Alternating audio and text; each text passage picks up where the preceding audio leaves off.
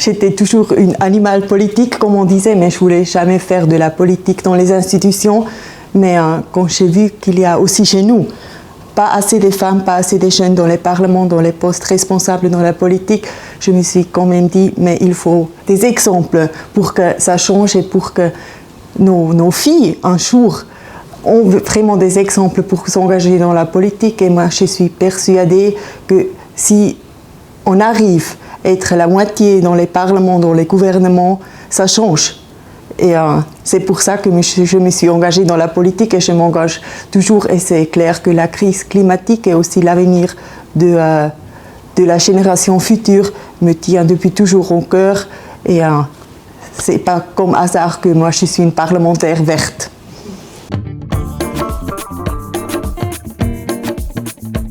Oui, j'ai commencé au Grand Conseil d'Argovie. Le canton, c'est comme un district. Là, j'ai siégé pendant 7 ans dans le Parlement local un peu, ou bien cantonal chez nous. Chez nous, c'est beaucoup très petit.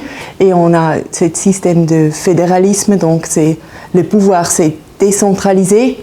Et bien après, je me suis présentée plusieurs fois pour le Conseil national. Et la deuxième tour, je ne suis pas arrivée directement dans le Parlement, mais mon prédécesseur a pris la décision de se retirer, donc je suis entrée pour lui dans le Parlement. Maintenant, j'ai la grande opportunité d'être la première citoyenne du pays, parce que chez nous, c'est la poste la plus haute, et ça veut aussi dire que dans notre démocratie, et comme toutes les démocraties, le peuple, mes concitoyennes et les concitoyens sont le souverain.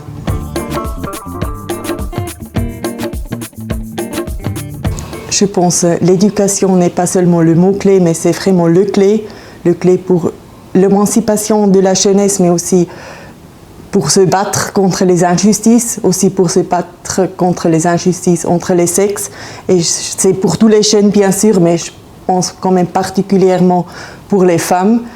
Et on a eu la chance à Maridi de voir les projets humanitaires, mais aussi de l'éducation alternative sur terrain. C'est très bien ce que se passe là-bas, mais vu qu'à Maridi, que 50% des enfants vont à l'école, le chemin est encore dur et long, mais je suis sûre, si vous continuez à investir dans l'éducation des jeunes, les jeunes vont avoir une perspective et vont donner aussi au Niger une perspective.